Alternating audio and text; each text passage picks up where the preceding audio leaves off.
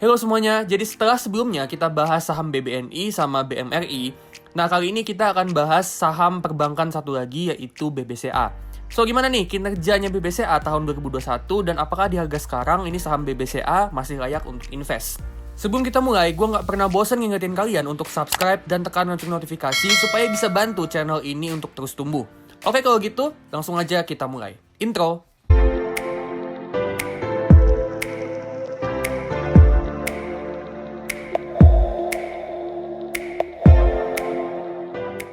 Oke, pertama kita lihat asetnya. Asetnya BBCA naiknya cukup lumayan ya, 14% dari tahun lalu. Dan BBCA jadi bank ketiga dengan aset terbesar di Indonesia di bawah BMRI sama BBRI. Terus kreditnya naik 8% dan dana pihak ketiga naik 16%. Nah yang menarik dari dana pihak ketiga, ini casanya atau dana murahnya BBCA naiknya sampai 19%, sedangkan time deposit atau deposito itu naiknya cuma 6%. Nah ini pertanda yang bagus karena artinya porsi casa atau dana murah makin besar dari semua dana pihak ketiga. Dimana makin besar porsi casa artinya beban bunga makin kecil dan itu bisa ngebuat pendapatan makin besar. Next kita ke income statement. Di sini kita bisa lihat net profitnya BBCA bisa naik 15% dan itu bagus. Tapi kita lihat juga ya di bagian yang atasnya untuk operating income, pendapatan bunga, pendapatan non bunga sama PPOP atau pre-provisioning operating profit ini tuh pertumbuhannya kecil banget, cuma sekitaran 3-6%. Nah, net profitnya BBCA itu bisa naik 15%, itu ternyata karena biaya provisioning atau CKPN-nya turun 19%. Nah, jujur ya, pas ngeliat ini, gue agak kecewa sama kinerjanya BBCA. Karena BBCA ini kan sebenarnya nggak bisa dong cuma bergantung dari biaya provisioning-nya aja yang diturunin supaya net profitnya tumbuh. Apalagi di harga sekarang, BBCA ini udah ada di price to earnings 30 kali. Dan itu udah kemahalan. So, jujur gue agak kecewa ya sama growth-nya BBCA. Tapi kita lihat aja ya ke depannya apakah BBCA ini bisa numbuhin operating income dan pendapatan bunganya lebih tinggi lagi atau enggak. Oke, sekarang kita lihat rasio perbankannya. NIM atau net interest margin-nya cukup bagus di 5,1%, tapi ini turun 0,6% dari tahun lalu. Dan turunnya ini juga lumayan. So, masih gue anggap bagus, tapi ini semacam lampu kuning. Cost to income ratio ini sebesar 34% dan masih dalam tren turun. Dan ini juga jauh lebih rendah dari BMRI sama BBNI yang ada di kisaran 40%-an. So, ini bagus banget. ROE atau return on equity ini bagus banget, ada di 18%. Capital adequacy ratio atau CAR juga oke banget nih, di 25%. LDR atau loan to deposit lumayan juga ya, 62%. Dan NPL atau non-performing loan itu juga cukup rendah di 2,2%. Nah terus untuk casa atau rasio dana murah, BBCA punya porsi casa 78% dan ini tuh bagus banget. Nah ini yang tadi di awal gue bilang ya, dimana dana murahnya itu tumbuh jauh lebih cepat daripada time depositnya. Dengan casanya yang makin besar, artinya beban bunganya juga makin kecil dan ini bisa memperbesar pendapatan. Nah sekarang kita lihat komposisi kreditnya.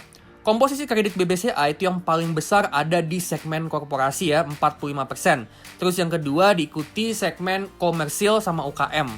Terus consumer ada di 23%. Dan porsi yang terakhir nih yang paling kecil itu syariah cuma 1%. Nah kalau bicara soal digitalisasi, langkah digitalisasi BBCA sampai sekarang juga dalam tren yang bagus banget.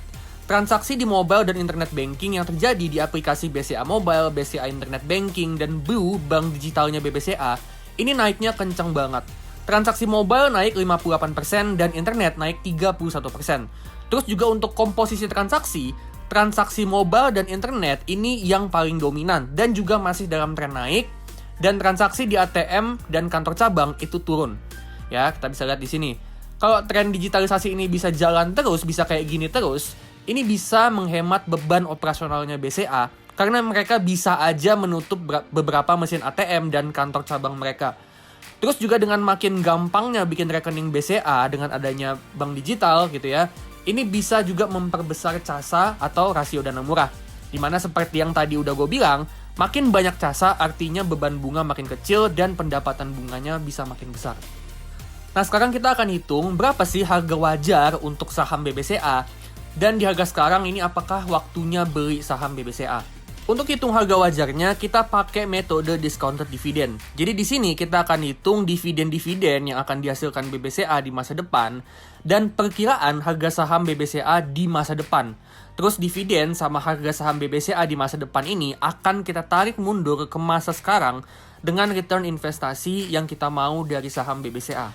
Nah, kita butuh beberapa data. Pertama, itu earnings per share atau EPS terbaru BBCA. Terus yang kedua, berapa dividen payout rasionya. Yang ketiga itu terminal price to earning. Nah, jadi ini perkiraan price to earning di masa depan ya. Kita akan pakai 10 tahun. Jadi perkiraan price to earning di tahun ke-10 untuk hitung perkiraan harga saham BBCA di tahun ke-10 dengan anggapan nanti di tahun ke-10 itu kita mau jual sahamnya. Terus yang keempat itu berapa return on investment atau return investasi yang kita mau dari saham BBCA. Dan di video ini kita mau 12%. Terus juga kita perlu buat asumsi berapa pertumbuhan earnings per share-nya BBCA untuk 10 tahun ke depan. Nah, karena di income statement tadi kita udah lihat ya kalau growth-nya BBCA ini melambat, kita akan pakai 3 asumsi yang lebih konservatif. Pertama, untuk base case kita akan pakai asumsi EPS-nya itu tumbuh cuma 8% per tahun untuk 10 tahun ke depan. Terus yang kedua, average case EPS-nya tumbuh 6% per tahun. Dan yang terakhir, worst case, itu EPS-nya tumbuh cuma 4% per tahun. Nah, mungkin ada yang nanya ya, kenapa price to earning-nya di tahun ke-10 nanti cuma 15 kali? Padahal sekarang price to earning-nya itu ada di 30 kali. Nah, itu karena dengan anggapan BBCA ini itu udah besar banget, yang artinya pertumbuhannya ke depannya akan makin lambat. Dan dengan growth-nya atau pertumbuhan yang makin lambat, biasanya price to earning-nya pun akan mengikuti. Oke, kita mulai ya. Jadi pertama kita mulai dari skenario best case. Kita akan proyeksi growth EPS sampai 10 tahun ke depan. Jadi tiap tahun EPS-nya tumbuh 8% untuk best case. Terus setelah itu kita akan hitung terminal value, di mana itu perkiraan harga saham BBCA di tahun ke-10 nanti ketika kita mau jual sahamnya.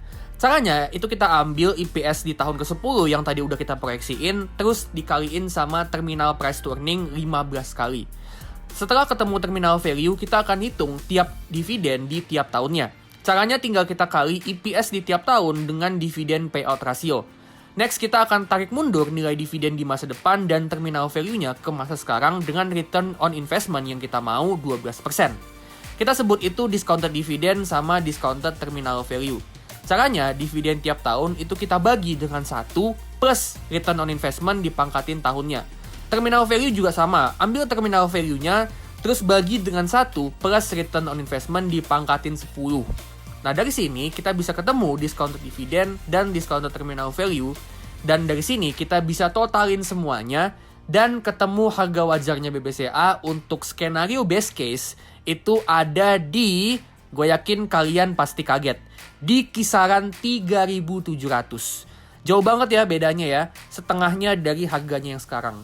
Nah, dengan perhitungan yang sama untuk average case sama worst case, kita dapat harga wajarnya untuk average case itu di 3.100, sama untuk yang skenario worst case itu ada di 2.700. Jadi di harga sekarang ini over value-nya tuh bener-bener kelewatan ya. Growth-nya itu cuma sekitaran 5%-an sampai 6%-an, tapi price to earning BBCA bisa sampai 30 kali.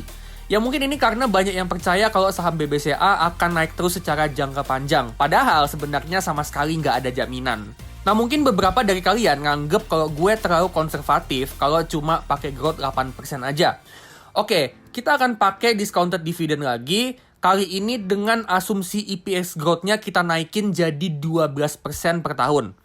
Dan kita hitung ya. Nah, di sini kita dapat intrinsic value-nya itu cuma di 5.000. Sementara harganya sekarang di 7.800. Nah, jadi dengan growth 12% per tahun ini masih over value ya. Nah, kita akan coba sekali lagi. Kali ini growth-nya akan kita naikin lagi ke 15% per tahun. Oke? Nah, dengan growth 15% per tahun, kita dapat harga wajarnya BBCA itu di 6.400. Dan lagi-lagi, harga sekarang itu masih over value. So, ini jelas banget ya, harga BBCA yang sekarang udah terlalu kemahalan. Dan gue sendiri percaya kalau BBCA itu wajarnya ya di kisaran 3.000-an. Jadi apakah saham BBCA, si saham perbankan blue chip nomor 1 di Indonesia, ini layak untuk invest? Jawaban dari gue, big no. Meskipun fundamentalnya bagus, tapi di harga sekarang ini bukan waktunya beli saham BBCA. Bahkan dengan alasan saham BBCA secara jangka panjang akan naik terus. Kenapa kayak gitu? Karena memang sama sekali nggak ada jaminan kalau BBCA akan naik terus secara jangka panjang. Nah, menurut kalian gimana nih tentang saham BBCA? Apakah kalian punya opini lain tentang si Raja IHSG? Kalau ada, silahkan kalian share di kolom komentar. Oke, sekian video tentang saham BBCA. Sebelum gue tutup, gue akan disclaimer kalau video ini cuma analisa dan opini gue pribadi. Dan sama sekali bukan ajakan untuk jual atau beli saham BBCA. Jadi keputusan untuk buy ataupun sell itu di tangan masing-masing dan gue nggak bertanggung jawab atas bentuk kerugian apapun yang kalian dapat. Oke, jangan lupa subscribe dan tekan lonceng supaya kalian dapat update terbaru dari Todopedia dan supaya bisa bantu channel ini untuk terus tumbuh. Oke, kalau gitu gue pamit dulu dan sampai ketemu di video selanjutnya.